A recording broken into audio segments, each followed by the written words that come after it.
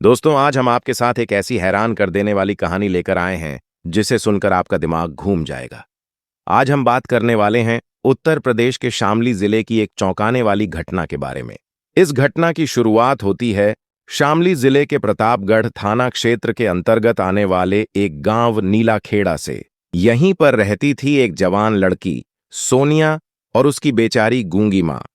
दोस्तों, ये कहानी है विश्वास, धोखा और उस सच्चाई की जिसने सोनिया की पूरी दुनिया हिलाकर रख दी। सोनिया की मां जो थी, वह बोल नहीं सकती थी, सिर्फ इशारों में ही बात करती थी और काफी ज्यादा बीमार भी रहती थी। सोनिया का बचपन बहुत मुश्किलों में बीता था। उसके पिता का देहांत करीब 10 साल पहले हो चुका था। तब से वह और उसकी मां एक दूसरे का सहारा बनकर रह रही थीं। सोनिया के लिए शादी के कई रिश्ते आए, लेकिन उसने हर रिश्ता इसी शर्त पर रखा कि वह अपनी मां को अकेला नहीं छोड़ सकती, क्योंकि जिस मां ने उसे इतनी मुश्किलों में पाला था, उसे वह किसी भी हाल में अकेला नहीं छोड़ सकती थी। दोस्तों, कई बार इसी वजह से उसके रिश्ते टूट गए, क्योंकि जिन घरों में पहले से सास मौजूद थीं, वह यह नहीं चाहती थीं कि उनकी बहू अपनी मां को भी साथ लेकर आए। लेकिन फिर एक रिश्ता ऐसा आया जिसने सोनिया की शर्त मान ली। उसके ससुराल में कोई औरत नहीं थी, बस 3 मर्द थे, ससुर, पति और एक छोटा देवर। दोस्तों, यही वह घर था जहां सोनिया को नए जीवन की उम्मीद नजर आई थी। लेकिन उसे क्या पता था कि इसी घर में उसकी सबसे बड़ी परीक्षा लेने वाली है। शादी के कुछ ही महीनों बाद सोनिया की मां की तबीयत खराब होने लगी। वह जो कुछ भी खाती, उसका जी मचलने लगता। सोनिया ने सोचा कि शायद गैस की समस्या है, इसलिए वह अपनी मां को पास के एक डॉक्टर के पास ले गई। दोस्तों, डॉक्टर ने सोनिया को अकेले अपने कमरे में बुलाया और जो खबर सुनाई, उसे सुनकर सोनिया के पैरों तले जमीन खिसक गई। डॉक्टर ने बताया कि उसकी गूंगी बीमार मां प्रेग्नेंट है।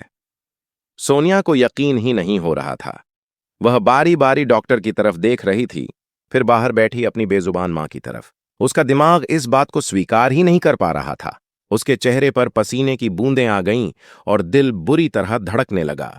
दोस्तों, वह सोच रही थी कि यह कैसे मुमकिन हो सकता है। उसकी मां कमजोर और बीमार है, बोल भी नहीं सकती। उसके साथ ऐसा किसने किया? डॉक्टर से रिपोर्ट लेकर सोनिया ने अपनी मां का हाथ पकड़ा और क्लिनिक से बाहर निकल आई। लेकिन उसके दिमाग में एक ही सवाल चल रहा था, आखिर वह कौन है जिसने उसकी मां के साथ इतनी घटिया हरकत की है? दोस्तों, सोनिया के घर में सिर्फ 3 मर्द थे, उसका पति उमेश, उसका ससुर और उसका छोटा देवर। सोनिया का पति बहुत अच्छा इंसान था और वह सोनिया की मां की बहुत इज्जत करता था। ससुर भी उन्हें बहन जी कहकर बुलाते थे और कभी नजर उठाकर भी नहीं देखते थे। देवर जो था, वह यूनिवर्सिटी में पढ़ता था और घर बहुत कम आता था। जब भी आता तो बस अपनी भाभी की मां की तबीयत पूछता और वापस चला जाता। दोस्तों, बाहर से तो सब कुछ बिल्कुल सही लग रहा था, लेकिन डॉक्टर की वह रिपोर्ट कुछ और ही बता रही थी। अब सोनिया उसी घर के 3 मर्दों पर शक करने लगी थी। सोनिया की सबसे बड़ी मुश्किल यह थी कि अगर वह इस बारे में किसी से पूछती तो पूरा घर टूट सकता था। उसका पति भले ही अच्छा था, लेकिन वह अपने पिता और भाई के खिलाफ कोई बात बर्दाश्त नहीं कर सकता था। दोस्तों, सोनिया ने अपनी मां को कुछ नहीं बताया, क्योंकि पहले से ही बीपी की मरीज उसकी मां को यह सुनकर कुछ और हो सकता था। उसने रिपोर्ट को अलमारी में छिपा दिया और खुद किचन में चली गई। खाना बनाते हुए भी उसका दिमाग एक ही बात पर केंद्रित था, आखिर रात को उसकी मां के कमरे में कौन जाता है? दोस्तों, अब सोनिया ने अपनी मां के साथ सोना शुरू कर दिया। एक दिन उसने अपनी मां से पूछा कि क्या रात को कोई उनके कमरे में आता है। उसकी मां ने इशारों में बताया कि कोई आदमी आता है, उन्हें नशे की दवाई सुंघाकर बेहोश कर देता है और उसके बाद उन्हें कुछ याद नहीं रहता। दोस्तों, यह सुनकर सोनिया का दिल बैठ गया। उसे अपनी मां की बेबसी पर बहुत गुस्सा आ रहा था, लेकिन साथ ही वह यह भी जानती थी कि अगर वह आवाज उठाएगी तो उसे और उसकी मां को घर से निकाल दिया जाएगा। वह अपनी मां को कहां ले जाती? एक दिन रात को सोनिया की अचानक आंख खुली तो उसने देखा कि उसका पति उमेश कमरे में नहीं था। काफी देर बाद जब वह वापस आया तो सोनिया ने पूछा, आप कहां थे? उसने बताया कि सिगरेट पीने छत पर गया था। दोस्तों, ये बात तो आम थी, लेकिन अब सोनिया को हर चीज पर शक होने लगा था। वह अपनी मां के साथ रोज सोती, लेकिन जिस रात वह अपने पति के साथ सोई, अगली सुबह उसकी मां ने उसे बताया कि रात को कोई आया था। सोनिया टूट गई। उसे लगने लगा कि शायद उसका पति ही यह सब कर रहा है। लेकिन दोस्तों, सोनिया को एक और झटका लगा जब उसने देखा कि उसका देवर रात को उसकी मां के कमरे में खड़ा है। सोनिया ने गुस्से में उसका गिरेबान पकड़ा और कहा, तुम्हें शर्म नहीं आती इतनी बीमार और बेजुबान औरत के साथ ऐसी घटिया हरकत करते हुए? लेकिन दोस्तों, जो हुआ उससे सोनिया की दुनिया और भी हिल गई। उसके पति ने आकर उसके गाल पर एक जोरदार थप्पड़ मारा और कहा, तुम क्या बकवास कर रही हो? मेरे भाई पर इल्जाम लगाने वाली तुम कौन होती हो? उसका ससुर भी गुस्से में आ गया और कहने लगा, हमने तुम्हारी मां को बहन समझकर घर में रखा और तुम हमारे बेटे पर ऐसे गंदे इल्जाम लगा रही हो। उस वक्त सोनिया का घर टूटता नजर आ रहा था। उसके पति ने साफ कह दिया कि उसकी मां अब इस घर में नहीं रह सकती। दोस्तों, सोनिया की मां को कहीं ले जाना था, लेकिन उसका अपना घर तो किराए पर था। वह चक्कर खाकर गिर गई और बेहोश हो गई। जब सोनिया को होश आया तो उसका पति उसके पास खड़ा था। उसने बताया कि वह मां बनने वाली है। यह सुनकर सोनिया के आंसू बहने लगे। क्या वह इस खबर पर खुश हो या अपनी किस्मत पर रोए? उसके पति ने कहा कि अगर वह अपने देवर से माफी मांग ले तो वह उसकी मां को घर में रहने देगा। दोस्तों, सोनिया ने अपनी मां की डीएनए रिपोर्ट अपने पति के सामने रखी। रिपोर्ट पढ़कर उसका पति सन्न रह गया। सोनिया ने कहा, तुम बताओ, मेरी मां के साथ यह किसने किया?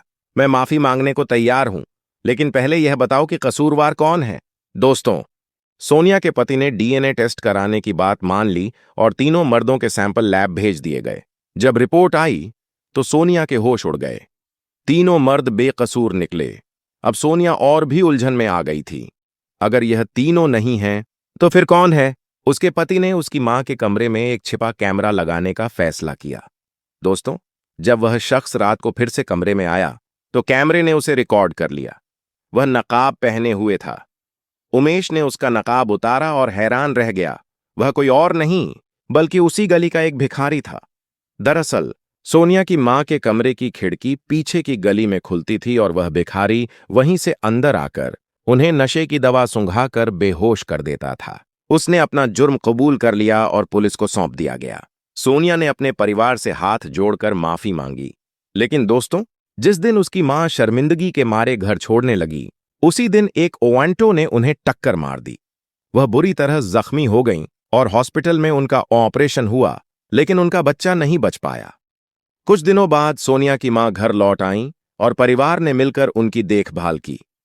दोस्तों, इस घटना ने सोनिया को एक बड़ा सबक सिखाया कि हर इंसान बुरा नहीं होता और जो दिखता है वही सच नहीं होता। आरोप लगाने से पहले सच्चाई को पूरी तरह जानना चाहिए।